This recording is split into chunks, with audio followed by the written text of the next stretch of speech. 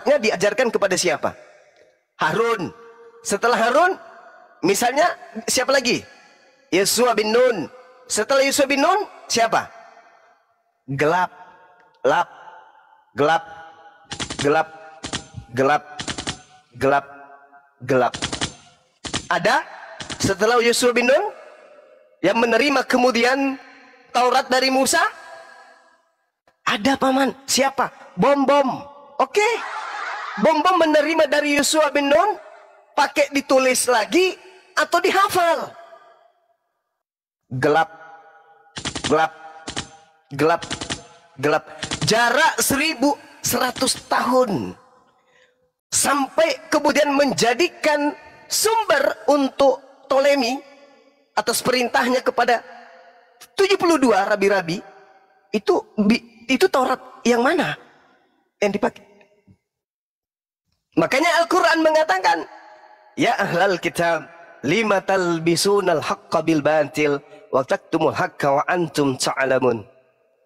Bahkan kemudian Al-Quran saya menuliskan dengan sangat jelas bahwasanya apakah kemudian Anda percaya kepada mereka sedangkan mereka membaca kitab, mereka lilit kitab lidah mereka kemudian untuk membacakan sebuah kitab, padahal yang mereka baca itu bukan Alkitab.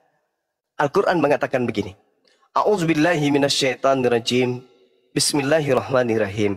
Wa im minhum lafariqan yalwu alsinatahum bil kitab litahsabuhu minal kitab wa ma huwa minal kitab wa yaquluna huwa min indillah wa ma huwa min indillah.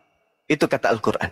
Dan sungguh di antara mereka niscaya ada sekelongan manusia yang memutarbalikkan lidahnya membaca kitab agar kamu menyangka bahwa yang dibaca itu adalah kitab, padahal itu bukan dari kitab.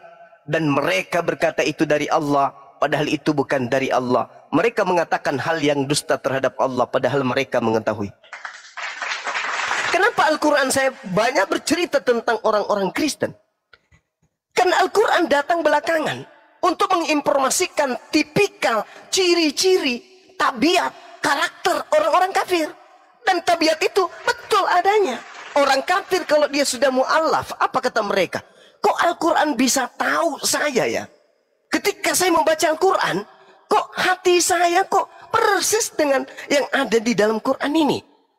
Kemunafikan yang ada, bagaimana saya menipu diri saya ketika sudah keciduk bahwa apa yang disampaikan Al-Quran itu benar, tapi saya pura-pura kuat, padahal hati saya sebenarnya sudah menangis. Dari mana seorang Nabi Muhammad yang tidak bisa bahasa Ibrani, tidak bisa bahasa Yunani, tidak bisa bahasa Aram, tidak pernah membaca kitab Torah, tidak pernah membaca kitab Ta'anak, Ketubim, tidak pernah kemudian beliau baca. Tapi kenapa karakter-karakter kami orang kafir kok bisa diuraikan begitu rinci di dalam Al-Quran? Kenapa? Karena itu bukan karangan Nabi Muhammad. Al-Quran itu adalah wahyu dari Sang Yang Maha Menyaksikan. Yang menyaksikan itu keadaan yang terjadi antara Nabi Abraham dengan yang terjadi dengan anaknya, anak tunggalnya. Itu yang menyampaikan langsung kepada baginda Rasul Muhammad SAW. Sehingga karangan-karangan demi karangan, salinan-salinan demi salinan, tulisan-tulisan demi tulisan, hanyut oleh pemberitaan Sang Yang Maha Menyaksikan, yaitu Al-Quranul Karim. Tenggelam dia. Anda boleh bangga, oh di dalam kitab yang kami pegang. Oke, saya baca aja kalau gitu, saya ikutin. Lalu berkatalah Ishak kepada Abraham, siapa yang tahu kalau itu sebenarnya tertulisnya Yishmael? Boleh kan? Saya menggantikan di situ Yishmael. Lalu berkatalah Ismail kepada Abraham, ayahnya. Bapak, sahut Abraham, ya anakku, bertanyalah ya. Di sini sudah ada api dan kayu, tetapi di manakah anak domba untuk korban bakaran itu? Sahut Abraham, Allah yang menyediakan kemudian anak domba untuk korban bakaran, wahai anakku Ismail. Bisa kan? Bisa. Seperti lembaga Bible bisa juga menggantikan di situ Ishak. Seperti ahli kitab hari ini, orang Yahudi hari ini bisa menggantikan di situ Ishak, bisa bahkan menggantikan di situ Gareng, Timbul, Tukul, Petrus, Siapa lagi? Ateng. Siapa lagi? Darto Helen. Siapa lagi? Bom Bom. Bisa. Siapa yang tidak mau menggantikan sesuai dengan seleranya? Bisa. Kenapa? Ini bukan Quran. Kalau Al-Quran Anda ganti, sedunia bergemuruh. Tapi kalau ini, siapa yang bergemuruh kalau Anda ganti di sini? Enggak ada. Orang Yahudi Anda pakai terjemahan kitabnya, mereka ada ribut. Enggak ada. Derita lo.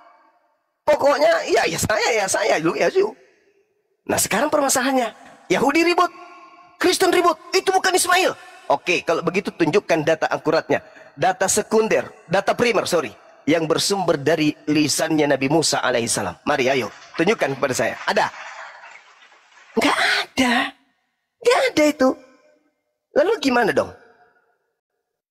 Karena ini cerita adalah cerita yang kemudian bertentangan. Bertentangan dengan siapa? Bertentangan dengan histori. Kok bisa? Coba Anda baca kitab Anda sendiri. Di situ dikatakan bahwa setelah kemudian persembahan, apa yang terjadi? Nabi Ibrahim kembali ke Beersheba. Coba Anda mundur di Kejadian 21 nomor 14. Di Beersheba tempatnya Ismail. Kejadian 21 yang berada di Beersheba itu Ismail. Bukan kemudian Ishak.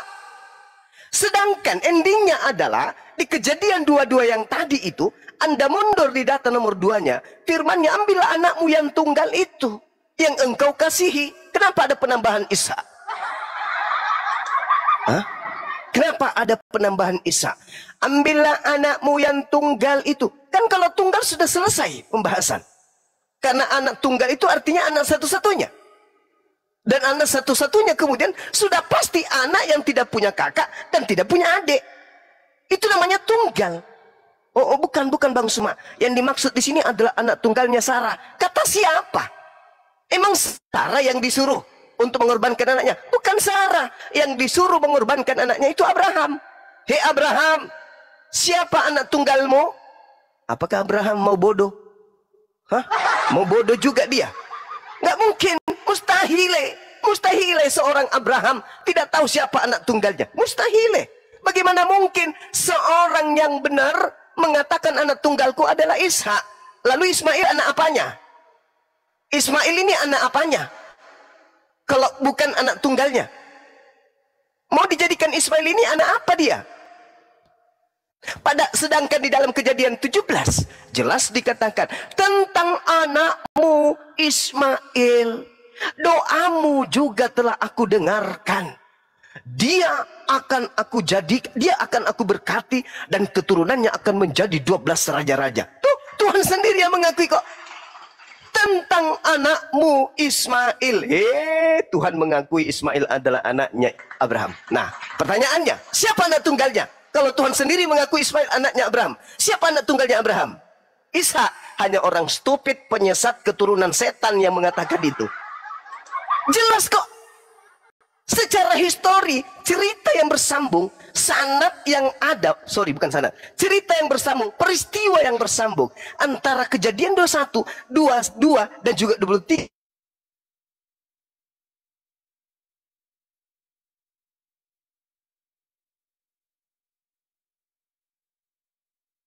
Hilang suara Gurunda. Suaranya hilang Gurunda. Keselamatan. Memberikan kepada anaknya peta lempu di Jakarta, Bang Suma di Makassar. Terjadi bapak kami setelah merantau, bapak kami datangnya ke Makassar. Siapa yang diberi oleh-oleh? Peta lempu. Hanya orang sedeng yang mengatakan itu.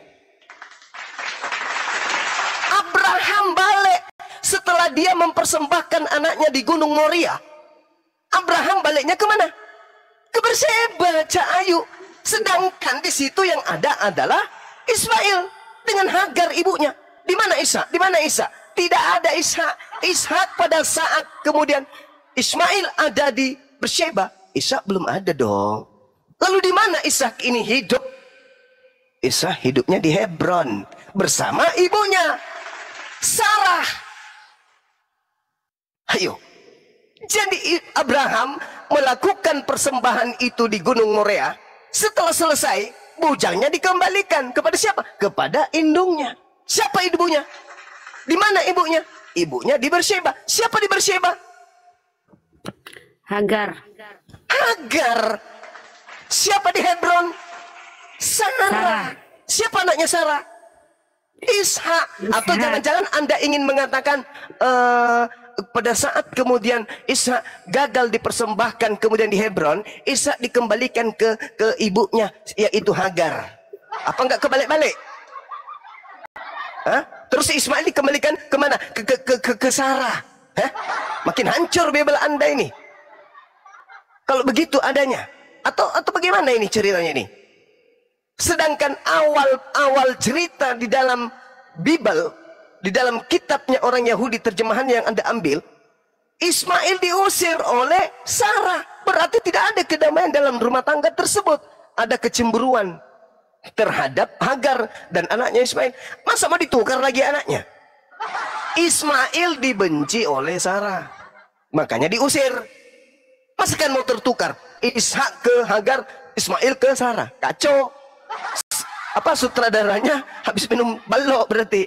Habis minum tua dia, nggak bisa nyusun cerita yang bagaimana dongengnya supaya bagus. Jadi ketika dikatakan ambillah anakmu yang tunggal yang engkau kasihi, yakni Ishak. Kok pakai nama Ishak? Ada apa? Anak tunggal tapi Ishak, kan lucu. Bukankah Ishak itu anak perjanjian? Dan anak tunggal itu adalah Ismail. Dan yang diminta bukan anak perjanjian, yang diminta anak tunggal. Siapa anak tunggalnya? Jujur aja pada kebenaran.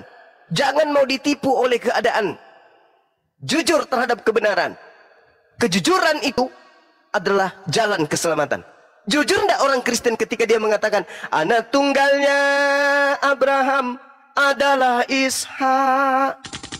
Ini yang diterangkan Al-Quran. Yukhadi'una Allah walladzina amanu wa ma yakhda'una illa anfusahum wa ma yash'urun. Fi qulubihim maradun fazadahumullahu marada. Itu yang diterangkan Al-Quran. Orang-orang kafir ingin menipu Allah. Apa tipuannya?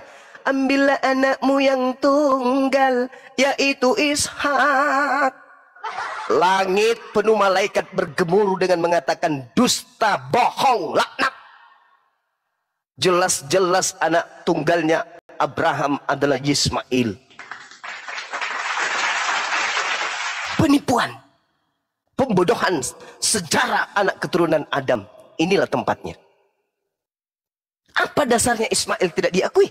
Sedangkan Tuhan mengatakan tentang anakmu Ismail, aku telah mendengarkan doamu, aku telah mendengarkan keinginanmu. Aku akan memberkatinya dan akan membuat keturunannya menjadi 12 raja-raja. Bahkan ketika Hagar dan Ismail itu pergi, malaikat datang kepada Hagar. Ketika kemudian mereka haus, keluar daripada air, dan sampai hari ini air Zam-Zam itu masih ada. Hadiah Allah kepada Nabi Ismail masih ada sampai hari ini. Lalu mana hadiah Allah tentang anak Ishak? Mana hadiahnya Allah kepada Ishak sampai hari ini? Mana? Mana? Ini saya berbicara perspektif Kristen ya. Jangan lagi nanti ada tim penilai menilai lagi saya, ribut lagi. Itu Zusuma itu. Dia nggak tahu bahwa saya lagi berhadapan dengan orang-orang kafir. Dia nganggap saya lagi berceramah di masjid, sehingga saya dinilai asal-asalan. Jadi yang terang adalah Nabi Ismail. Dari namanya saja sudah jelas. Ketika Nabi Ibrahim alaihissalam Abraham bermunajat, berdoa sampai pada ujungnya hampir putus asa karena tidak punya keturunan. Siapa yang akan meneruskan warisan yang ada ini ya Rabb? Aku tidak punya anak, aku pengen anak. Kata Abraham, dikasihlah anak. Apa nama anaknya? Ismail. Apa artinya? Tuhan mendengarkan. Berarti Tuhan meridai dong. Yes. Ketika Abraham minta anak, Tuhan mendengarkan permintaannya. Kalau Tuhan mendengarkan permintaannya, maka Tuhan memberikannya apa? Anak. Berarti Ismail itu ada anak yang dikaruniakan oleh Allah kepada Abraham alaihissalam. Jangan dihina. Dia anak tunggal. Anak tunggal Nabi Ismail itu. Maka yang dicobai untuk kemudian dipersembahkan kepada Elohim, kepada Allah adalah Nabi Ismail. Nabi yang disayangi oleh ayahnya sendiri. Ingat saudara, di dalam Kejadian 22, di data awalnya itu, apa kata Allah, apa kata Tuhan di dalam kitab Kejadian 22? Setelah semuanya itu Allah mencobai Abraham. Mencobai artinya apa? Menguji. Apa yang mau diuji? Kesabaran. Kenapa Nabi Ibrahim diuji? Kesabaran. Kenapa enggak diuji kemiskinan, penyakit, atau apa? Kenapa diuji dengan anak? Karena pada saat itu Nabi Ibrahim ini sudah tua, minta anak, tidak dikasih-kasih. Rindu dia, rindu punya anak, pingin ada penerusnya. Tiba-tibanya Allah mendengarkan doanya, dikasihlah anak namanya Ismail. Apa yang terjadi terhadap Nabi Ibrahim? Senang enggak? Senang. Sayang enggak terhadap anaknya? Sayang. Mau enggak dia melihat anaknya menderita? Enggak. Mau enggak anaknya menangis? Enggak. Jangankan menderita, sekedar digigit nyamuk aja kepada anaknya sematawayang ini, Abraham tidak rela. Kenapa? Anak satu-satunya, coy. Mati-matian minta kepada Tuhannya, coy. Tiba-tiba dikasih, begitu sayang dia. Penjagaannya luar biasa. Sayang sesayang-sayang. Anak sematawayang. Pada saat keadaan sayang-sayangnya kepada anaknya yang tunggal ini, Tuhan datang minta, sini anakmu. Buat apa ya Rab? Bukankah engkau telah memberikanku dengan susah payah doaku berjuang? Kamu kabulkan, kok kamu minta? Aku mau mengujimu. Ridha enggak? Apakah kau lebih cinta kepada anakmu yang sematawayang ini, atau kau cinta terhadapku? Pilih mana? Tunduk kepadaku atau tunduk kepada hatimu yang lebih mengedepankan rasa cintamu kepada daging berupa anakmu ini daripada kepada saya penciptamu? Pilih mana? Abraham mengatakan apa? Demi kemuliaanmu ya Rabb, silakan. Aku rela, aku ridha, aku ikhlas. Orang yang aku sangat sayangi, orang yang aku sangat cintai, anak sematawayang ini, satu-satunya ya Rabb, aku rela. Ambil, digerek, krek. Allah melihat, subhanallah, maha suci Allah. Ternyata Abraham tidak bisa diragukan imannya. Diganti anak itu dengan binatang sembelihan yang besar, lembu besar. Diuji dia, Kejadian 22. Setelah semuanya itu Allah mencobai Abraham. Tapi sebaliknya, kalau anaknya sudah dua, ada Ismail yang 14 tahun mempersamainya. 14 tahun bersama dengan anaknya. Bayi imut digendongnya kemana-mana. Usianya sebulan, 2 bulan, 3 bulan, setahun lagi lucu-lucunya. 2 tahun, 4 tahun, 5 tahun lagi lucu-lucunya. Puas Abraham 14 tahun bersama anaknya sematawayang ini, anak tunggalnya. Puas.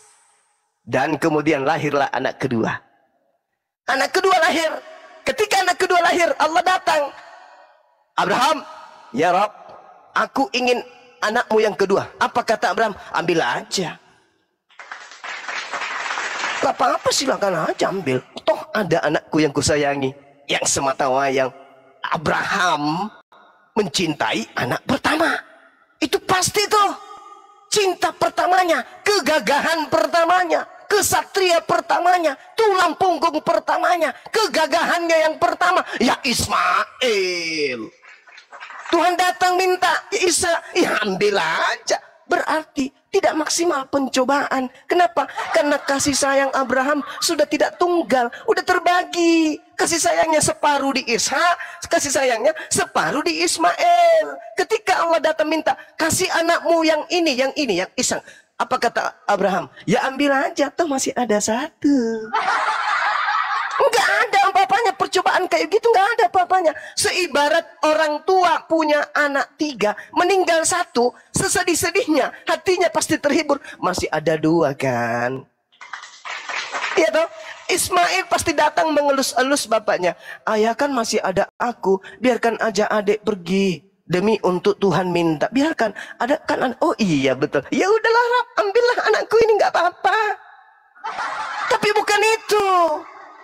Allah melihat hati Abraham pada saat Abraham meminta berangis-nangis, dia berdoa memohon kepada Tuhannya agar diberikan keturunan dan diberikan satu bernama Ismail. Satu-satu ini diminta lagi. Barulah itu percobaan yang sangat luar biasa.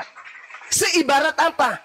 Bang Suma punya duit 1 miliar, hilang 100 juta, masih ada 900 juta. Cak Ayu tidak terlalu menderita kali. Tapi kalau Pak Bom Bom duitnya cuma 10.000, hilang 10.000, jilat telapak kaki Cak Ayu, menderita semenderitanya. Itu yang dimaksud. Jadi kalau Ismail yang diminta tidak ada adiknya, itulah baru benar-benar ujian yang maksimal. Tapi kalau Ishak yang diminta, ada Ismail, itu bukan ujian Cak Ayu. Itu cuman apa ya bilangnya ya? Ya cuman apa ya bilangnya ya? Ya cuma takdir ajanya. Sementara ini bukan takdir, ini percobaan Tuhan. Buktinya anaknya tidak jadi mati, yang mati adalah domba. Berarti percobaan.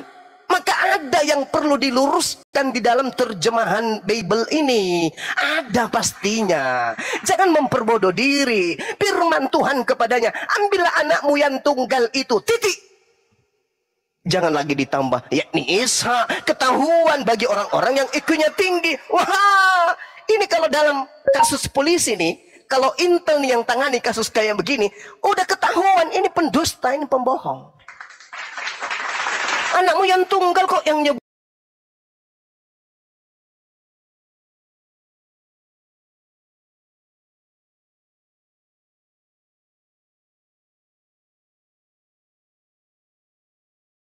Dia tidak ada kakak, itu baru anak tunggal.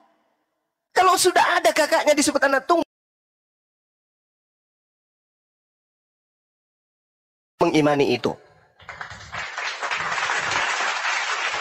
Makanya Al-Quran saya menceritakan kalian, yukhadi'unallaha walladzina amanu. Mereka ingin menipu Allah. Mereka ingin menipu orang-orang beriman. Padahal sesungguhnya mereka hanya menipu diri mereka sendiri. Wa inna minhum lafariqal yalwuna alsinatahum bil kitab litahsabuhu minal kitabi wa ma huwa minal kitab.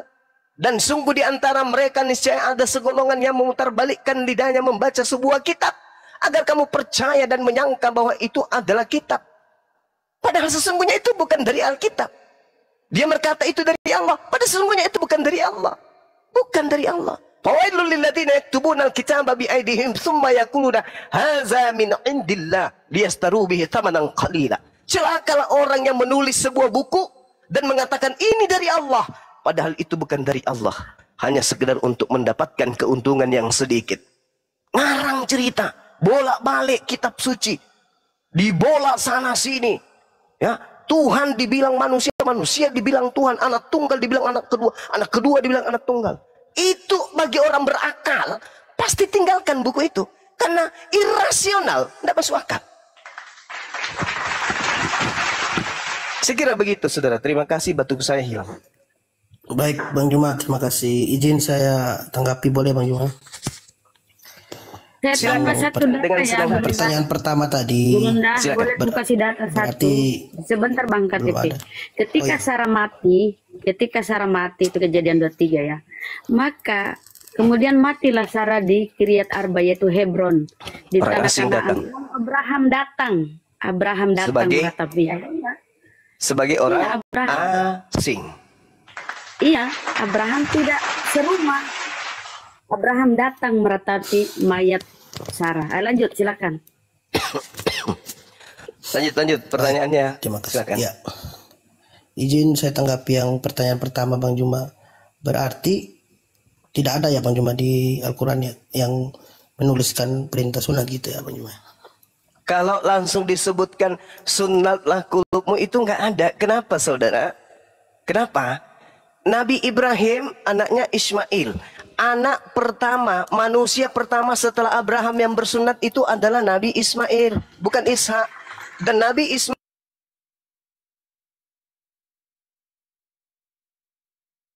bersunat.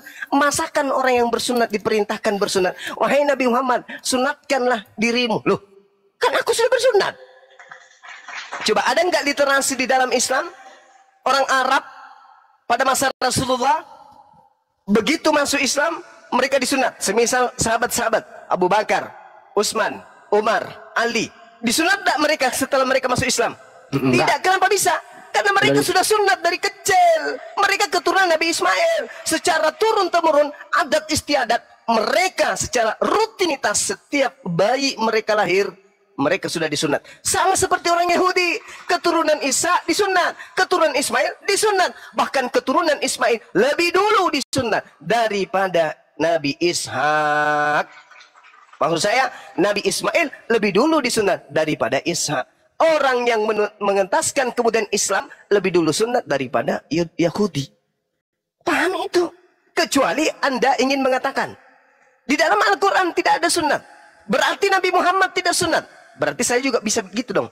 Di dalam Taurat tidak ada dikatakan sunat Musa, tidak ada dikatakan Daud sunat, tidak ada dikatakan Salomo sunat. Berarti mereka orang ini tidak bersunat dong. Kalau mau bodoh-bodohan kayak gitu, mari kita bodoh sama-sama. Aku nggak mau, nggak jadi. Anda aja, silakan. Oke, baik. Kalau silakan. Di hadis ada Bang Juma, Nabi Muhammad mengucapkan dengan mulutnya sendiri, salah satu kemuliaan yang Tuhan berikan kemudian terhadapku adalah aku lahir dalam keadaan sunat. Itu saudara. Oke, baik. Izin satu lagi Bang Juma. Silakan. Kalau hadis itu dari ulama atau dari sahabat? Maksudnya Al-Quran kan firman Allah. Kalau hadis itu dari tafsir dari ulama-ulama atau dari sahabatnya Nabi Muhammad itu? Jadi gini, saya uraikan supaya mudah saudara pahami. Gini, kalau kita berbicara mengenai hadits, Nabi Muhammad menerima firman Allah. Yesus menerima firman Allah. Nabi Muhammad tidak menambah, tidak mengurangi firman Allah. Yesus tidak menambah, tidak mengurangi firman Allah. Bagi mereka ada firman Allah, baik Nabi Muhammad maupun Yesus yang adalah Nabi. Firman Allah. Uraian mereka tentang firman Allah inilah yang disebut hadits. Jadi kalimat Allah datang kepada manusia biasa kayak Bang Suma ini harus melalui guru-guru. Guru-guru yang menjelaskan. Guru-guru menerima dari Nabi Muhammad. Nabi Muhammad menerima dari Roh Kudus. Roh Kudus kemudian menyampaikan kepada Nabi Muhammad. Nabi Muhammad kepada sahabatnya. Sahabat kepada tabi'in. Tabi'in turun lagi kepada tabi'in. Sampai kepada imam-imam, ulama, guru-guru. Kemudian ke santri. Seperti saya. Itu. Nah, Al-Quran datang kepada Nabi Muhammad. Untuk supaya Nabi Muhammad ini menjelaskan Al-Quran itu kepada orang lain, maka penjelasan Nabi Muhammad inilah yang disebut hadits. Mana legalitas Nabi Muhammad untuk menyampaikan hadits? Al-Quran. 1. An-Nahl ayat 44. 2. Al-Baqarah ayat 129. 3. Al-Ma'idah ayat 67. 4. An-Nisa ayat 64. Al-Ma'idah ayat 31. Dan seterusnya. Itu perintah Allah kepada Nabi Muhammad untuk menjelaskan isi Al-Quran. Penjelasan inilah yang disebut hadits. Sampai sini paham? Ya, paham Bang Juma. Oke. Saya pikir hadis itu kejadian di mana sahabat Nabi melihat contoh Nabi Muhammad lagi pergi ke suatu tempat ditulis gitu. Seperti itu bukan ya Bang Juma? Ya, hadits itu adalah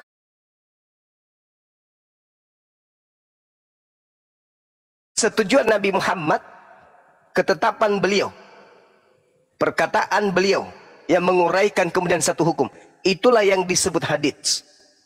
Jadi Nabi Muhammad berkata, kemudian Nabi Muhammad menyampaikan cara-cara. Misalnya, sallu kama ra'aitumuni usolli. Salatlah kalian sebagaimana kalian melihat aku salat. Maka sahabat menguraikan. Salatnya Nabi Muhammad begini.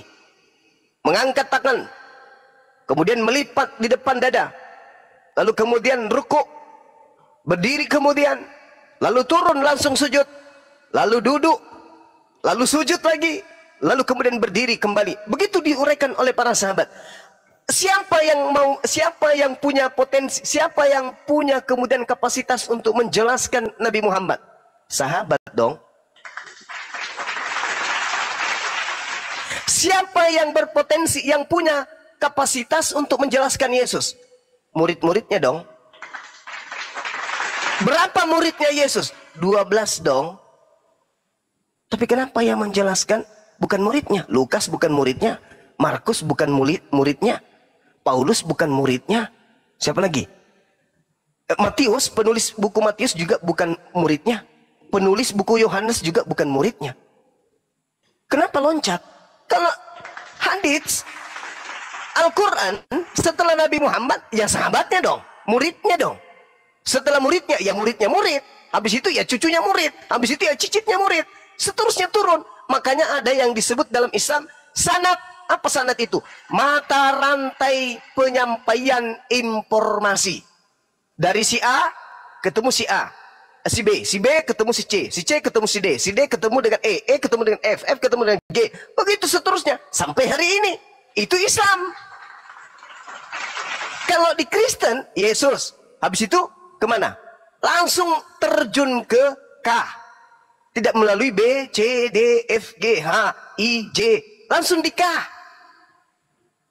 Dari mana Lukas mendapatkan berita-berita itu? Dari kesaksian-kesaksian orang. Siapa orangnya? Ente gelap.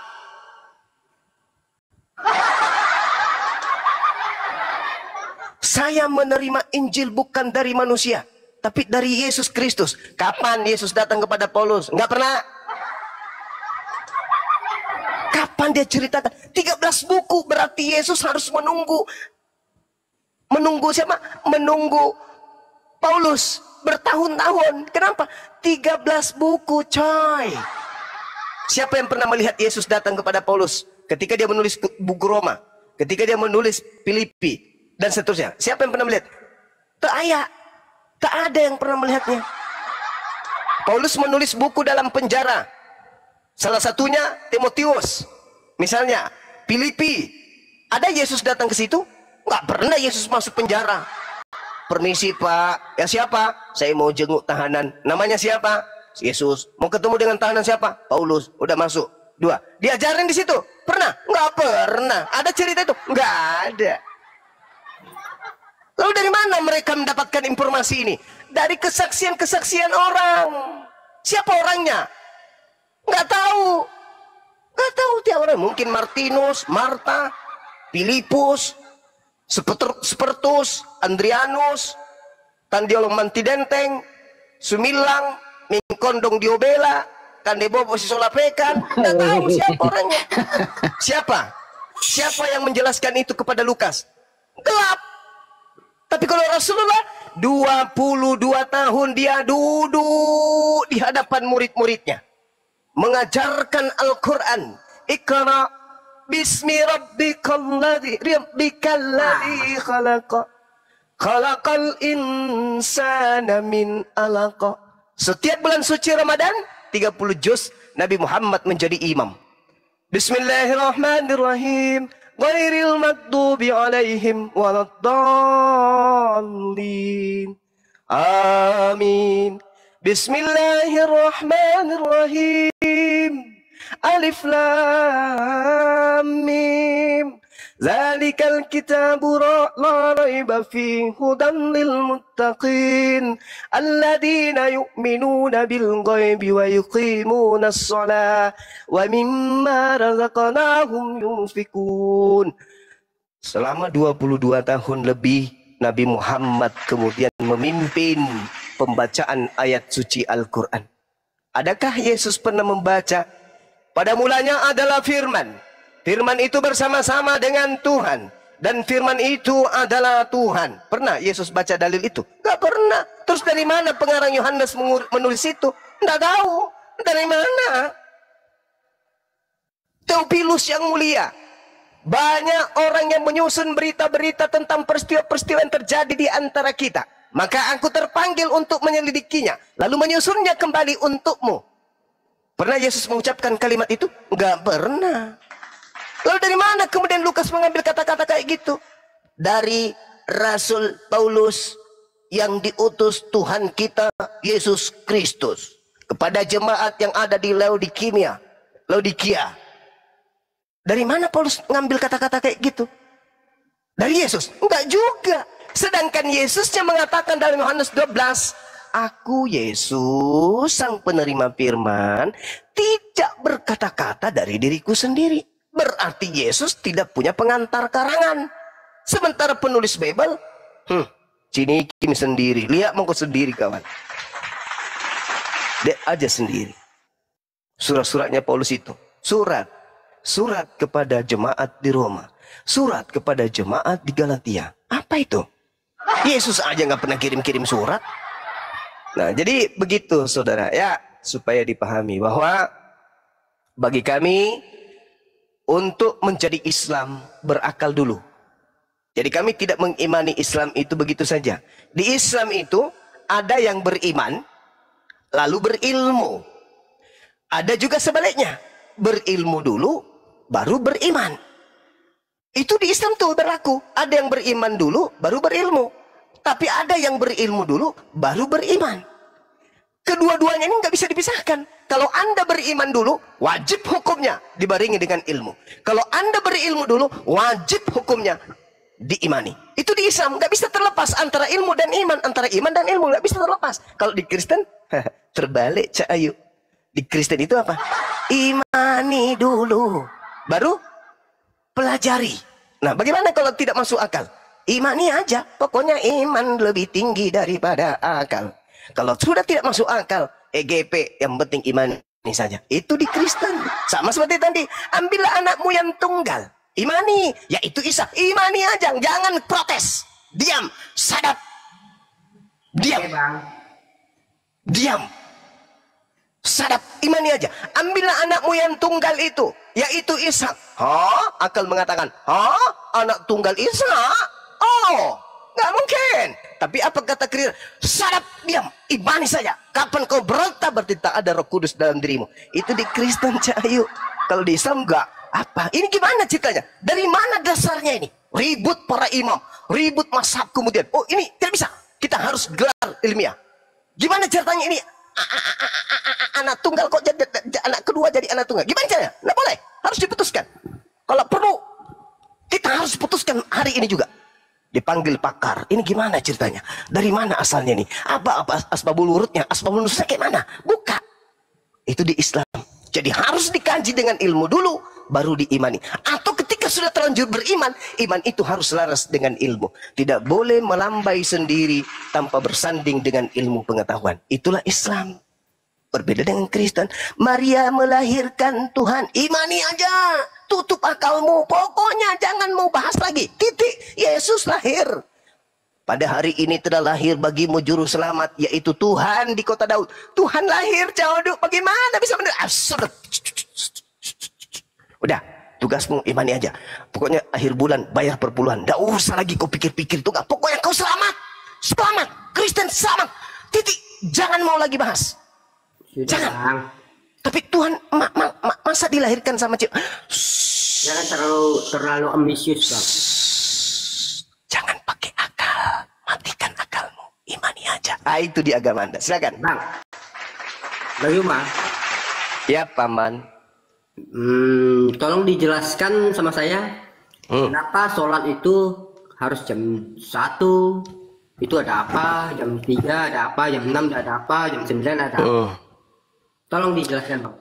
Oke, baik. Jadi Islam itu ya di dalam Al-Qur'an jelas sekali mengatakan dalam surah An-Nisa ayat 100 tolu. 100 tolu. Ya, tolu itu berapa? Nggak tahu saya bang, saya orang Dayak. Sama, saya pun nggak tahu. Tolong, sama ya? Bang. Oke. Al-Quran mengatakan kemudian, A'udzubillahi minasyaitonirrajim. Faiza qadaitumus shalah fazkurullah qiyamah wa qu'udah wa ala junubikum wa iza tama'nantum wa aqimus shalah innas salata kanat 'alal mu'minin kitaban ma'quta. Selanjutnya apabila kamu telah menyelesaikan salatmu, ingatlah Allah ketika kamu berdiri, ingatlah Allah ketika kamu duduk, ingatlah Allah ketika kamu berbaring. Kemudian apabila kamu telah merasa aman, maka laksanakanlah salat itu sebagaimana biasanya. Sungguh salat itu adalah kewajiban yang telah ditentukan waktunya atas orang-orang yang beriman. Iya bang, Yes. saya beriman dengan waktu itu. Cuma saya tidak ngerti dengan waktu itu ada apa yang terjadi itu bang. Enggak perlu, itu perintah. Itu perintah. Jadi saya harus imanin aja. Oh, itu perintah dari Allah. Sekarang kalau Anda ditanya, jangan makan babi. Anda bertanya kepada Tuhan, kenapa kau haramkan babi itu?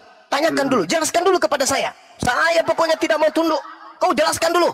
Kenapa kau suruh saya larang makan babi? Ayo, jelaskan kepada saya. Itu maunya, gitu. Mau kayak gitu? Hah? Mau kayak gitu? Jadi Kristen kalau mau kayak gitu. Jadi Kristen. Jangan jadi Islam. Karena di Islam itu sami'ana wa ta'ana. Islam itu ketundukan. Ketika Tuhannya mengatakan lari, kami lari. Tuhannya mengatakan duduk, duduk. Kami nggak protes. Kenapa kamu memerintahkan saya saya harus ibadah pada jam segitu? Apa maksud lo? Jadi saya bukan Islam. Gitu. Kalau di Kristen boleh. Boleh. Saking jengkelnya Kristen, sabar. Saking jengkelnya Kristen kepada aturan-aturan Tuhan, sampai aturan Tuhannya harus mati dengan membayar tumbal di atas pohon salib. Betul? Jadi gini Bang Juma. Saya juga gimana? bukan orang Islam, jadi bukan orang Kristen. Cuma kalau saya suruh mengimani, saya harus teliti dong. Ya udah. Betul? Oke. Kamu sudah teliti dirimu? Tunggu dulu. Kamu sudah teliti dirimu? Ya udah. Kamu sudah teliti. Ada berapa urat saraf yang ada di tangan kirimu? Enggak kita Saya tanya dulu. Kamu meneliti sesuatu yang sudah diajarkan untuk ditaati oleh Tuhan? Katanya kau harus meneliti dulu. Kamu sudah meneliti ada berapa urat saraf yang ada di pelipismu? Sampai matamu itu bisa berkedip. Enggak begitu Bang Juma. Giliran Tuhan yang memerintahkan, kamu harus seklek. Kamu harus tanya, kenapa harus saya begini? Pernah nggak kamu tanya? Dengar saya dulu 1 menit. Saya juga tidak condong ke Kristen dan tidak. Saya nggak ada urusan dengan itu, Bang. Mau Anda Kristen, mau Anda seperti ayam yang tidak punya agama, nggak ada urusan bagi saya. Saya hanya menyelesaikan kewajiban saya sebagai seorang Muslim, ditanyai oleh manusia kayak ente. Ya Itu, begitu, saudara. ya begitu. Pertanyaan saya, kalau saya benar-benar memahami Islam, saya tanya kenapa sholat itu harus waktu itu? Ya. Jam 12. Tuhan memerintahkan itu, saudara. Tuhan yang memerintahkan itu. La yus'alu amma yaf'al. Tuhan tidak ditanya tentang apa yang diaturnya, tentang apa yang dikerjakan Tuhan. Wah, nggak bisa itu. Ya sudah, kau protes sekarang sama Tuhan. Saya Kenapa kamu harus? Kenapa kamu nggak protes Tuhan? Kenapa kamu nggak dilahirkan menjadi perempuan cantik? Kenapa? Kutanya dulu samamu. Kenapa kamu nggak memprotes penciptamu? Tuhan, ngapain lu ciptakan gue pakai laki-laki, pakai ada nonotnya lagi? Harusnya aku jadi perempuan. Kenapa anda nggak tanya? Enggak, sebagai manusia saya tanya kepada saudara, kenapa Anda tidak tanya kepada pencipta Anda untuk Anda dicetak jadi wanita? Kenapa? Itu beda Bang Juma. Saya kan. Kenapa beda? Kenapa beda? Jawab dulu. Kenapa? Kenapa? Kenapa Anda harus jadi laki-laki? Kenapa enggak jadi perempuan aja? Kenapa? Kenapa enggak Anda protes? Begini Bang Juma, saya bukan gimana? Kristen. Saya tahu saudara, banyak orang Kristen yang sudah malu mengakui dirinya Kristen. Apalagi kalau berhadapan dengan ahli kitab seperti Bang Suma. Malu. Bang Juma malu mengaku Kristen, gemetaran.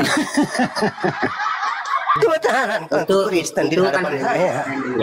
Saya hanya menjawab, kenapa saudara tidak protes kepada pencipta saudara? Entah itu bapak Anda, entah itu nenek Anda. Kenapa enggak protes kepada mereka? Kenapa kemudian Anda diciptakan menjadi seorang laki-laki yang nonotnya hanya seperti lombok biji besarnya? Kenapa? Nah, begini Bang Juma. Kenapa Anda enggak protes? Kenapa?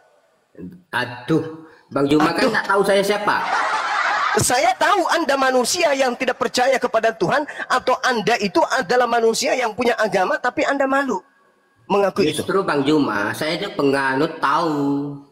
Ya, oke. Tapi saya tahu Anda laki-laki kan? Iya, tapi kan saya penganut kenapa tahu. Anda tidak protes kepada Tuhan agar Anda dijadikan sebagai seorang wanita? Begini Bang Juma. Kenapa Anda terima begitu saja? Begini Bang Juma. Ku tanya dulu, kenapa Anda terima begitu saja? Kenapa Anda tidak protes, ambil pedang, angkat pedang, tantang dia? Hei kau yang telah menciptakan aku, tampilkan dirimu. Kamu tidak sopian. Kenapa kau ciptakan aku dengan nonot kecil seperti ini? Kenapa Anda tidak protes kayak gitu? Jadi tahu, Bang. Kami umat Islam saudara, ketika diperintah kepada pencipta kami tunduk. Betul. Nggak ada daya kami untuk bertanya, kenapa harus jam 3 ya? Makanya kita itu tidak bisa berkembang dan tidak bisa berpikir. Saya kan orangnya kreatif dan sangat. Ya sudah, apa-apa yang kau pikirkan tentang proses penciptaanmu? Kenapa kau jadi laki-laki? Bukan penciptaan. Kenapa harus sholat itu jam itu? Misalnya kan di dalam Islam kan, kenapa harus jam 12 ya? Kenapa harus jam 3 ya? Kenapa harus jam 6 ya gitu? Untuk apa Anda tahu itu? Ya karena saya kan mungkin suatu saat mualaf. Oh enggak, orang yang pakai mualaf itu adalah orang yang bisa menundukkan kemudian hatinya di atas kebenaran. Bukan kebenarannya, karena ilmu. Bukan kebenaran yang kemudian dianggap sebuah kesesatan. Enggak kayak gitu. Saya Buddhis. Ya, saya nggak ada urusan dengan Anda. Keyakinan Anda saya nggak ada urusan dengan itu. Betul. Anda kan bertanya kepada saya. Saya juga nggak ada urusan sama Anda. Nggak ada. Saya nggak ada urusan dengan agama. Teman-teman. Setahu saya orang ini naik ke sini punya urusan dengan saya, makanya dia bertanya kepada saya. Betul? Betul. Sekarang Anda turun, Anda cari pohon kelapa, ajak pohon kelapa itu bicara. Jangan ke saya. Anda nggak ada urusan dengan saya katanya. Betul? Ya Anda turun, cari batu nisan.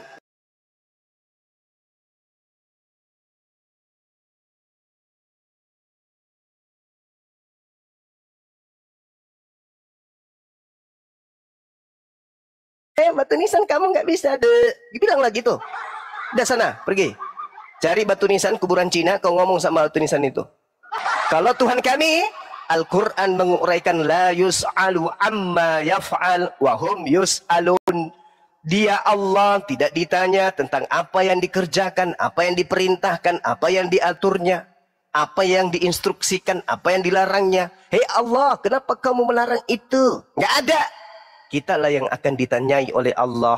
Wa hum yus'alun. Kenapa ketika kamu hidup tidak menggunakan akalmu? Kenapa ketika kamu hidup justru yang kau semua manusia? Kenapa ketika kamu hidup, kamu justru melakukan satu kegiatan yang justru bertentangan dengan otakmu sendiri? Kita yang ditanya, bukan kita yang bertanya kepada pencipta. Itu namanya botol cuplis. Lanjut, teman-teman. Ya, Bang Juma, satu lagi.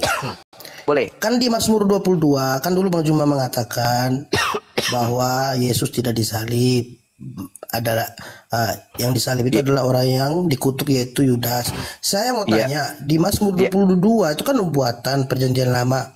Itu kata siapa itu nubuatan? Kata siapa itu nubuatan? Sebentar Bang Juma, kan itu lagu, Yesus mau mati, mau wafat di kayu salib, dia berkata, Eli Eli lama sabatani. Nah di Mazmur Allah mengapa kau meninggalkan aku, itu ada nubuatannya di Mazmur 22. Allah mengapa kau meninggalkan. Jadi cocok, berarti benar yang disalib adalah Yesus gitu Bang Juma. Karena di Mazmur 22 satu perikop itu menceritakan kisah tangan dipaku, apa semua lengkap. Terima kasih Bang. Iya, oke. Jadi gini saudara, kitab saudara Eli Eli lama sabaktani itu tertulis di mana Bang? Enggak, maksudnya Lukas? Enggak. Eli Eli itu tertulis di mana? Lukas? Iya, perjanjian baru. Ada dan nubuatnya di Mazmur perjanjian lama. Iya, di mana itu? Tunggu saya cari, lupa saya. Iya. Matius kah? Atau di Markus kah? Atau di Lukas?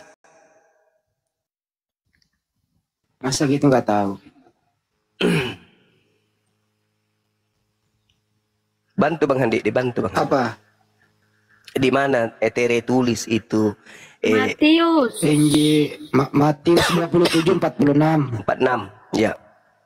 Tenang aja, baru berjalan. Oke. Matius 27 nomor 46. Saya buktikan dulu Matius 9 nomor 9. Kita lihat supaya kita paham cerita ini. Setelah Yesus pergi dari situ, Yesus melihat seseorang bernama Matius. Berarti yang menulis ini bukan Matius dong. Andaikan yang menulis ini murid Yesus, maka dia akan mengatakan, setelah Yesus pergi dari situ, Yesus melihat aku. Tapi dia mengatakan, setelah Yesus pergi dari situ, Yesus melihat seseorang yang bernama Matius duduk di rumah cukai. Lalu Yesus berkata kepadanya, ikutlah aku. Maka berdirilah Matius lalu mengikuti dia. Tertulis di mana? Matius 9 nomor 9, Cak Ayu. Berarti Matius ini, kitab Matius ini tidak dituliskan oleh murid Yesus. Agar supaya buku ini dianggap sebagai tulisan murid Yesus, maka buku Matius diberi nama Matius, Matea. Padahal itu bukan tulisan Matius. Dan memang kitab terdahulu milik orang Kristen ini itu tidak ada namanya, dulunya nggak ada. Belakangan baru dikasih, oh ini Yohanes, ini Markus, ini Matius. Itu belakangan munculnya baru dikasih nama. Termasuk kitab Wahyu. Nah, sekarang kita masuk. Anda mengatakan bahwa di dalam kitab Mazmur itu bukan nubuat, kawan. Sudah tertulis, itu sebuah lagu. Untuk pemimpin biduan menurut lagu. Rusa di kala pajar. Bukankah Yesus itu domba? Ini rusa. Rusa sama domba 2025 udah sama ya, Bang Andi? Tidak. Oh tidak sama, masih tetap beda. Di data nomor 2, Eli Eli, mengapa engkau meninggalkan aku? Lanjut. Aku berseru tetapi engkau tetap jauh dan tidak menolong aku. Yesus ini minta tolong sama siapa? Yesus Tuhan turun jadi manusia, minta tolong kepada siapa lagi? Katanya Kristen satu Tuhannya. Allahku, ilahku, aku berseru-seru pada waktu siang. Oh ya? Tetapi engkau tidak menjawab. Terus? Dan waktu malam. Tetapi juga tidak aku tenang. Malam. Bukannya malam itu dia sudah dikubur. Mana yang betul ini?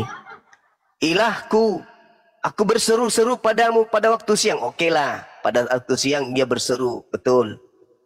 Tapi pada waktu malam Yesus berseru enggak? Kalau waktu siang dia berseru kan, Bapa, ampunilah mereka, sebab mereka tidak mengetahui apa yang telah mereka lakukan. Itu oke lah, kita anggap itu Eli, Eli, lama sabachthani. Oke. Tapi pada waktu malam, apa teriakannya? Kira-kira, Ibu, Ibu, lapar Ibu, dingin, dingin, gak ada selimut. Akhirnya mungkin ibunya mendengarkan, atau temannya akrabnya mendengarkan bernama Maria, sampai subuh raja di hari Minggu dia datang ke kuburan. Padahal cerita yang ada di Mazmur ini, siang dia teriak, malam juga dia teriak. Pada waktu malam, pada waktu siang kemudian aku teriak, berseru-seru, tetapi engkau tidak menjawab. Dan pada waktu malam, tetapi tidak juga aku tenang. Coba, malam dia tidak tenang. Apakah Yesus teriak juga pada malam hari? Perasaan dia pukul 18 sebelum pukul 6 sore karena mau masuk Sabat, Yusuf Arimatea dan Maria dan juga Nikodemus minta kepada Pilatus untuk supaya jenazah yang ada di atas pohon ini diturunkan. Baru dimasukkan ke dalam goa milik Yusuf Arimatea, orang kaya pada saat itu. Tapi tidak ada orang mendengarkan teriakan di malam hari. Gak ada.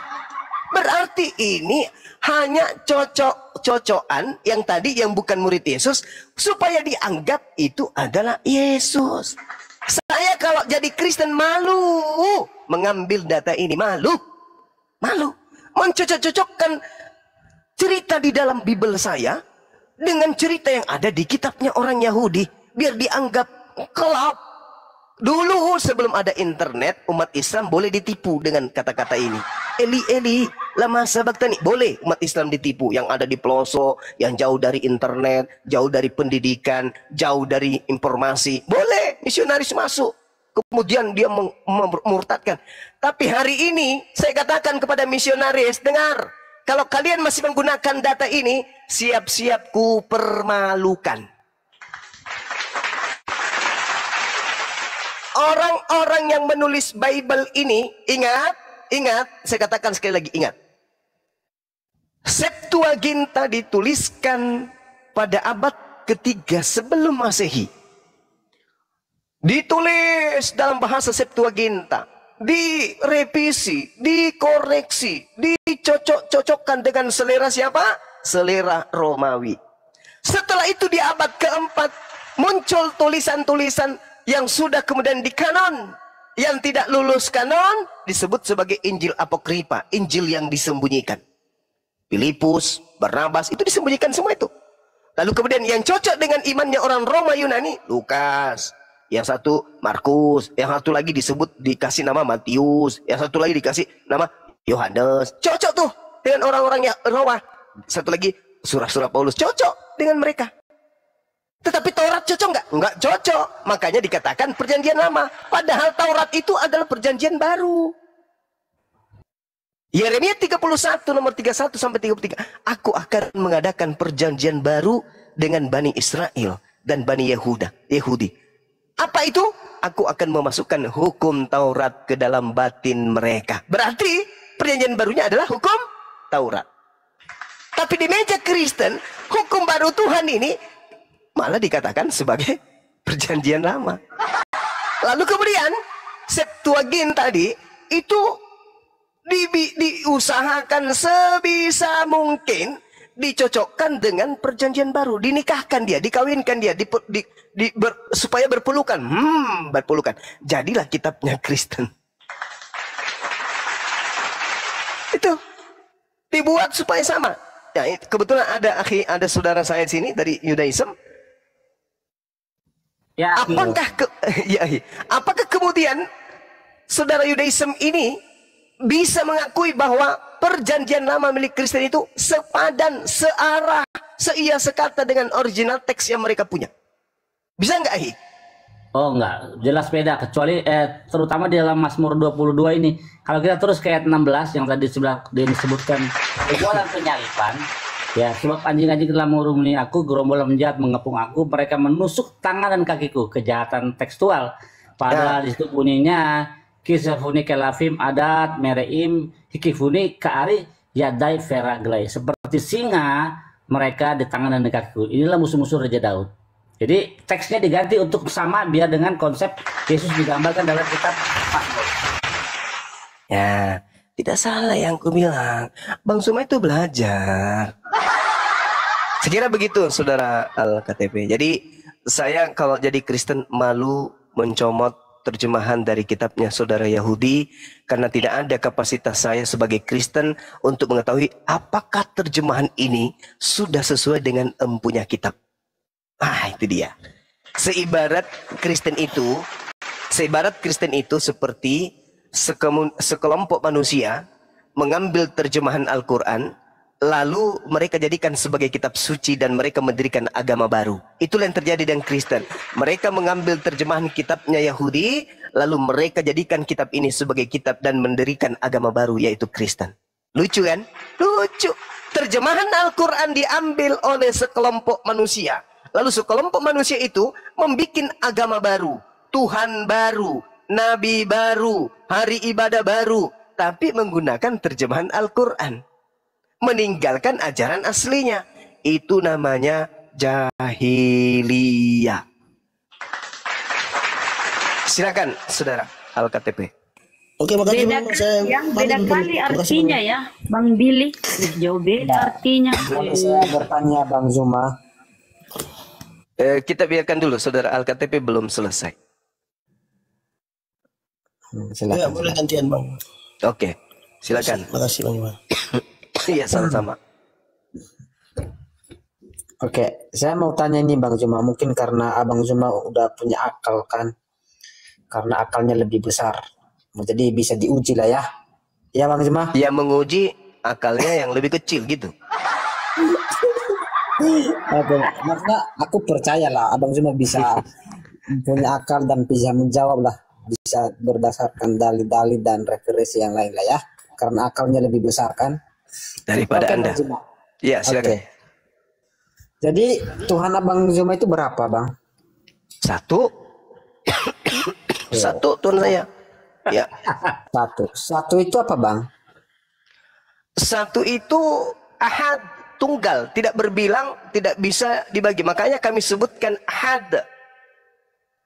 Cerminan untuk orang Indonesia itu satu, artinya dia tunggal, absolut, entitas yang berdiri tunggal.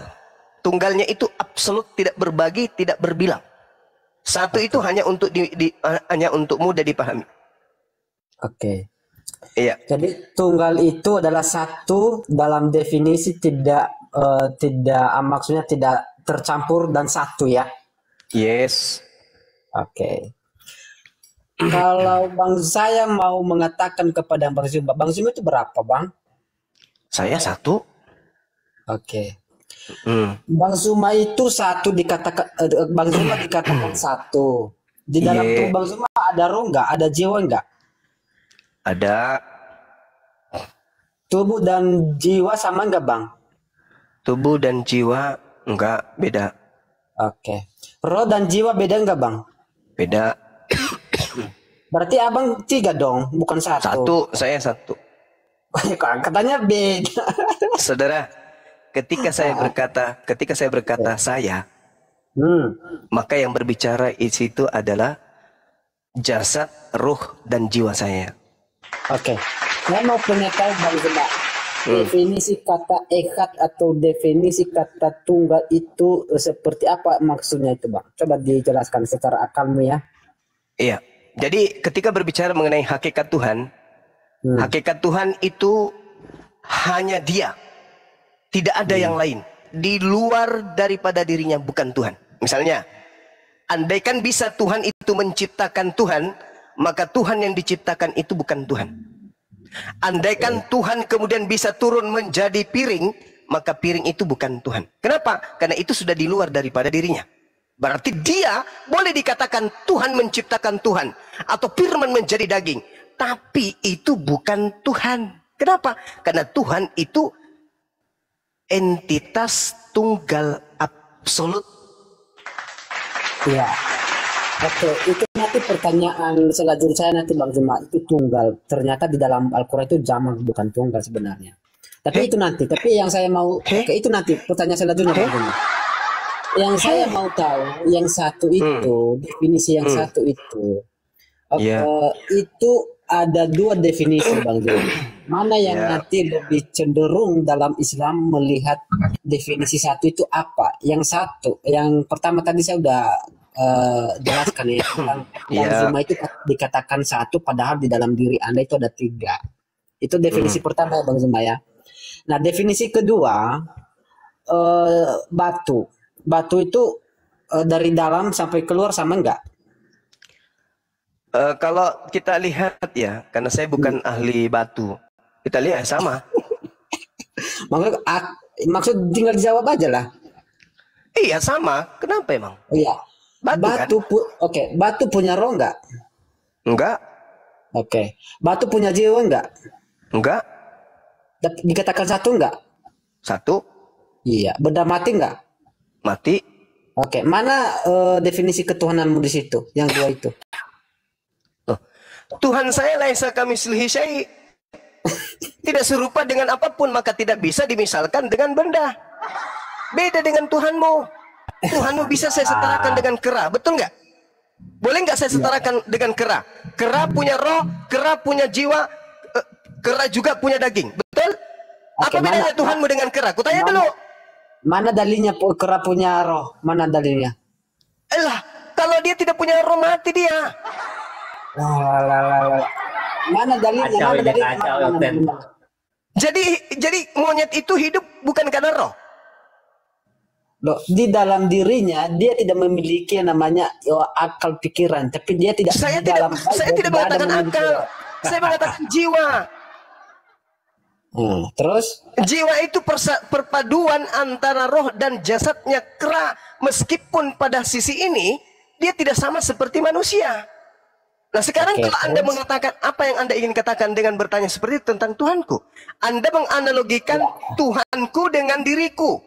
Ya, tidak bisa, karena Tuhanku itu tidak sama seperti saudara. Tuhanku itu tidak bisa disetarakan dengan apapun. Kitabnya orang Yahudi berkata, hendak dengan siapa engkau mempersamakan aku hingga kami sama? Kamu nggak malu? Kamu nggak malu? Kan bisa memahami, ya kan? Akalnya lebih besar kan, bisa memahami ketuhanannya kan. Jadi saya maksudnya, mau tahu mana definisi dua tadi, definisi satu itu yang alamut seperti apa? Laisa kamitslihi syai'. Pencipta alam semesta ini tidak sama, tidak serupa, tidak semisal dengan apapun. Berarti belum masuk di otak, belum? Tapi berarti bukan satu dong. Anda mempersamakan batu banyak, batu ginjal, batu cincin, batu telinga. Anda mempersamakan manusia, ada Bang Suma, ada Bang Billy, ada Bang Alif, ada Bang Alfi, banyak manusia. Tidak bisa disetarakan dengan manusia. Tuhanku beda dengan Tuhanmu. Tuhanmu bisa disetarakan dengan makhluk yang lain. Maaf nih, saya balik tanya boleh? Silakan. Oke. Anda mengambil analogi tadi kan, 3 dalam 1, betul? Betul. Kamu mengambil analogi itu semisal Tuhanmu, betul? Betul. Yesus ada berapa pribadi dalam dirinya? Dia ada 2 natur. 2 natur atau 3? 2 natur. Jiwa? Kalau berbicara tentang kemanusiaannya ya dia manusia sejati. Kena kau. Anda menganalogikan sahabat, ini giliran saya. Anda bertanya tadi kan, saya menjelaskan. Bang Suma kau katakan ada jasadnya, ada ruhnya dan ada jiwanya. 3 dan kau katakan 1, betul? Betul. Yesus ada jiwa, ada roh, ada jasad, betul? Betul. Berarti Yesus sudah memiliki 3 pribadi. 3 pribadi itu 3 pribadi begini cuma. Kalau dikatakan kena kau. Kalau kau tambahkan lagi pribadi burung merpati dan pribadi Tuhan lain, berarti Yesus memiliki 5 pribadi. Kena kau kan? Ayo. Enggak. Yesus sudah memiliki 3 pribadi. Roh, jasad, jiwa. Ya. Betul? Ya kan Berarti Yesus manusia kan ini manusia sejati, insan sejati. ya, sebagai manusia dia memiliki 3 komponen tadi, betul? Betul. Ketika dia menempel kepada Tuhan, kepada Dewa Theos, 3 ini ikut nggak? Iya. Sudah berapa Tuhanmu, pribadi Tuhanmu? Kemanusiaannya itu bukan Tuhan cuma tetapi ilahiannya itu. Anda tadi mengambil analogi Bang Suma itu 3 pribadi. Kenapa Anda mengambil analogi Bang Suma 3 pribadi dan batu itu 1 pribadi? Anda ingin mengatakan Tuhanku setara dengan batu kan? Ya. Dan Anda ingin mengatakan Tuhan Anda dan Anda ingin mengatakan Tuhan Anda setara dengan manusia kan? Ya, begini Pak. Yesus sudah memiliki 3 pribadi. Berarti Yesus itu sabar. Berarti Yesus itu sudah memiliki trinitas di dalam dirinya, 3 tetapi 1. Jangan kau campur lagi Bapak masuk ke situ. Jangan kau campur lagi Roh Kudus. Jangan kau campur lagi Roh Kudus di situ. Oke, Abang Zuma berapa? Saya 1. Lah tadi katakan Tuhan Yesus. Kalau itu 3, kalau itu 3. Yesus. Ya terus Anda katanya berarti kalau Anda mengambil contoh seperti Tuhan Yesus, berarti Anda juga Tritunggal dong di dalam diri Anda. Yang menjadi Bang Suma, sabar. Yang menjadi Bang Suma ini Tuhan atau bukan? Yang menjadi Bang Suma ini Tuhan atau bukan? Ya Anda manusia lah, karena nggak ada. Yang menjadi Yesus ini Tuhan atau bukan? Yang keilahiannya yang menambahkan kodrat manusia dalam dirinya. Berarti Yesus ini, tubuh Yesus ini Tuhan atau bukan? Kemanusiaannya bukan, yang manusia biasa lah. Kamu bohong. Kamu baca Kolose 2 nomor 9. Di dalam tubuh jasmani Yesus inilah kepenuhan ketuhanan. Kepenuhan. Jasmani. Ada donatur nggak di situ? Jasmani. Ada donatur nggak di situ? Jasmaninya yang dikatakan. Iya, jasmani dan keilahian kan? Bukan, jasmaninya itu.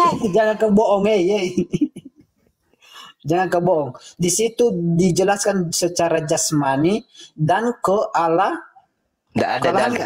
Tidak ada dan di situ. Kamu jangan bohong. Kolose 2. Oke, Kolose 2 Anda baca silakan. Anda baca. Jangan kau bohongi saya. Saya ini ahli Bible. Pendetamu aja cium tangan sama saya. Mana kata dan di situ? Kalau ada kata dan di situ, saya turun dan saya tutup koma. Silakan. Kalau saya 2:9. 2:9. Ya. Baca. Sebab dalam dia berdiam secara jasmania seluruh kepenuhan kealahan. Terus itu udah jelas. Jedar. Garis bawahi. Jedar. Mana dannya? Mana dannya? Mana dannya? Seluruh kepenuhan apa jemaah? Kepenuhan kealahan. Apanya yang kepenuhan kealahan? Apanya yang penuh? Keilahian. Apanya yang penuh? Ya keilahian di dalam diri kemanusiaannya itu. Iya, kena kau. Jadi secara jasmani, Yesus itu jasmaninya adalah kemanusiaannya manusia biasa. Dalilnya mengatakan apa? Penuh dengan keilahian, kealahan. Apanya yang penuh dengan keilahian? Kealahan. Apanya? Kealahan. Apanya yang penuh dengan keilahian? Apanya? Ya ilahi, ilahi itu ya Tuhan lah. Iya. Kok tahu sih? Dalil kitabmu sendiri kau berakin, Cak Ayu. Sebab dalam dialah berdiam secara jasad seluruh kepenuhan keteosan. Jadi jasadnya Yesus termasuk biji sakarnya, mohon maaf, termasuk biji sakarnya itu adalah Tuhanmu juga. Betul?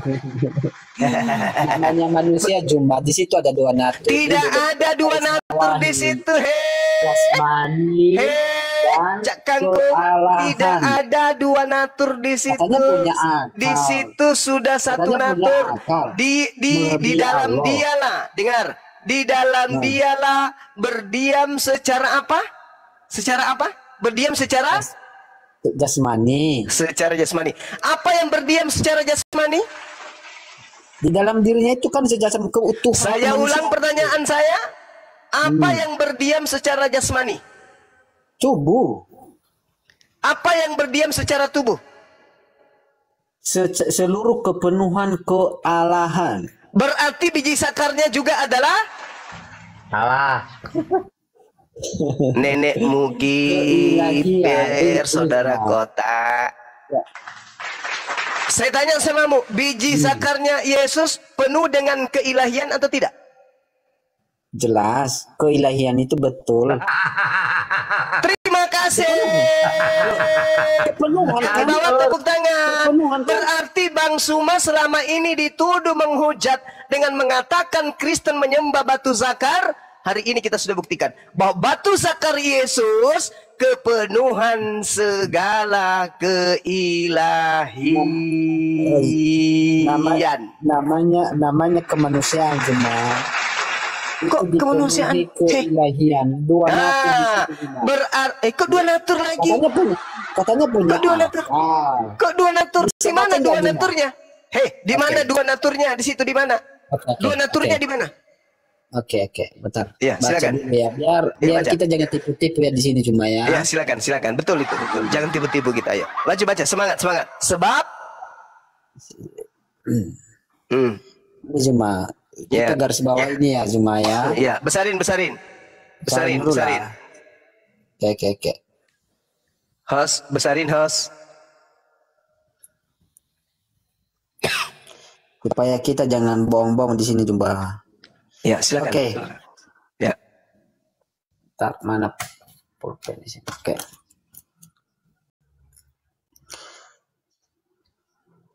Sebab di dalam dialah berdiam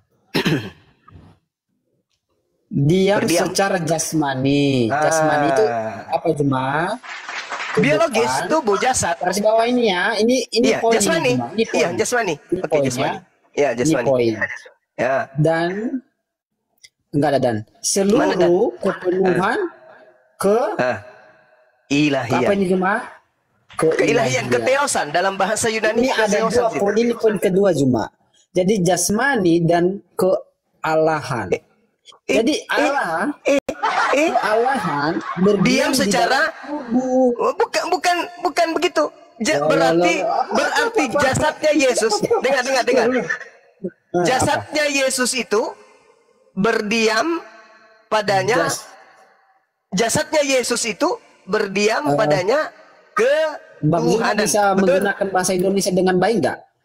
Bisa. Oke. Dalam jasad Yesus. Bentar. Saya mau lihat dulu kosakata bahasa Indonesia Anda. Jasad itu disematkan kepada siapa Jemaah? Jasad itu kepada tubuhnya Yesus.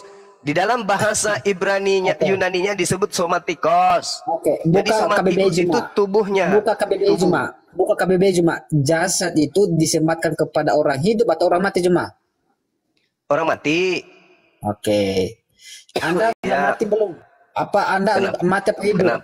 Kenapa lari ke saya ini? Tidak, kosakata Anda jasad itu kan tidak benar bahasa.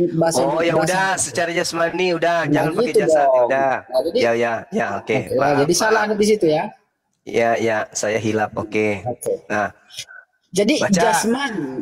jasmani seluruh kepenuhan kealahan. Jadi di dalam kalau jasmani itu bicara apa? Jasmani itu bicara apa? Jasmani itu adalah berbicara kemanusiaan. Kemanusiaan dalam hal ini kedagingan, betul? Betul. Biji sakarnya termasuk kedagingan nggak? Berdasarkan Yohanes juga kan? Firman menjadi manusia. Iya. Oke. Berarti batu sakarnya termasuk jasmaninya nggak? Termasuk. Batu sakarnya kepenuhan keilahian juga nggak? Ya dari kaki sampai kepala, betul. Oke, berarti salah nggak kalau saya mengatakan Anda menyembah Tuhan berupa biji sakar? Betul. Salah nggak? Itu salah cuma salah. Tadi Anda sudah mengakui bahwa biji sakarnya itu kepenuhan keteosan. Ya kan? Iya, Betul? kepenuhan. Ah, Oke. betul. Oke. Berarti Pertanyaan saya Juma, Juma. dengar. Hei. Berarti ketika biji sakar Yesus hilang, berarti Tuhanmu cacat. Karena kehilangan bisa bagian membedakan daripada Oke, berarti Juma, kamu bisa Tuhanmu membedakan cacat. ya, jasmani, Tuhanmu jasmani cacat. dan rohani. Kalau sakarnya hilang, Tuhanmu cacat. Betul? Maka dia harus tetap ada zakar karena zakar juga adalah bagian daripada Tuhanmu. Betul? Cacat apa Juma? Kamu ngomong apa sih? Nggak nyambung sih. Cacat apa yang cacat? Enggak, saya hanya ingin menolongmu. Boleh tidak kemudian Tuhanmu dikatakan sempurna kalau tidak ada biji sakarnya? Dan namanya Enggak. manusia lah. Namanya Harus ada. manusia. Sempurna. Harus ada kan? Berarti biji sakar juga kepenuhan ketuhanan. Betul? Iya. Mana yang lain disembah? Apakah Berarti salah nggak kalau saya mengatakan sebagian dari Tuhanmu itu adalah biji sakar? Betul? Salah Juma. Karena Anda kan Oke. Terima kasih Begini, Anda sudah mengakui saya akalnya lebih besar dari Anda. Ternyata memang terbukti. Saya mau mengatakan sama Anda. Ya. Itu biji yang Anda sebutkan itu keilahian apa jasmani Juma? Jasmani yang kepenuhan Jauh dulu itu jasmani ketuhanan. apa ilahi dulu Juma?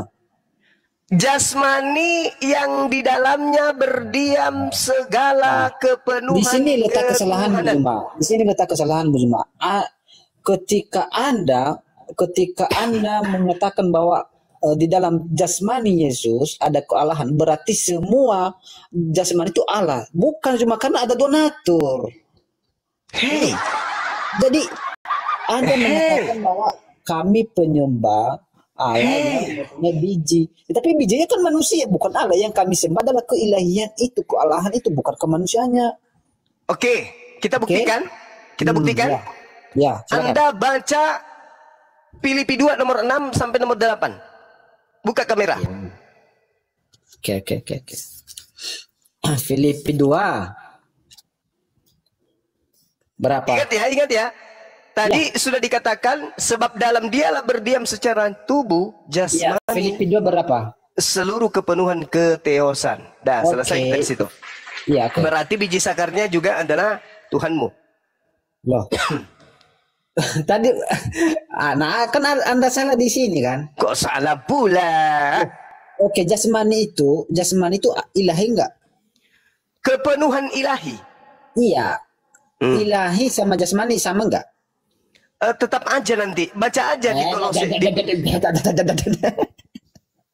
Tetap ya beda lah cuma udah. Oke, beda. Oke. Filipi Beda. berapa Sekarang Juma, tadi? Filipi 2 nomor 6. Oke. Filipi 2 nomor 6, nomor 7, nomor 8 coba. Oke. Saya baca ya. Ya. Yang Buka kamera. Oke. Ya. Oke.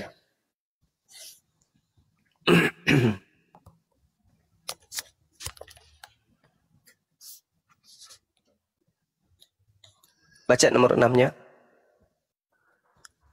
Yang walaupun dalam rupa Allah tidak menganggap kesetaraan dengan Allah. Oke ya, itu poin yang pertama sih kalau saya. Itu sebagai milik yang harus dipertahankan, Melainkan telah mengosongkan dirinya sendiri dan mengambil rupa seorang orang hamba dan menjadi sama dengan manusia. Sekarang pertanyaan saya. Lanjut. Oke. Sekarang pertanyaan saya. Yang menjadi manusia ini siapa? Keilahiannya.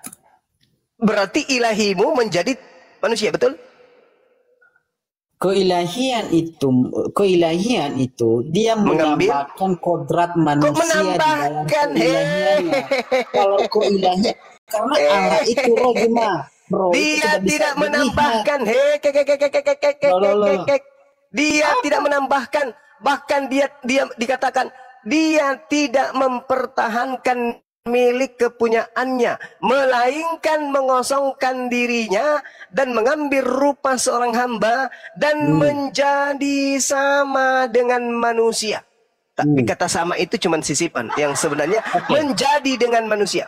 Oke. Nah, sekarang yang menjadi manusia ini siapa? Ya Allah. Nah, berarti Allahmu menjadi batu sakar, betul?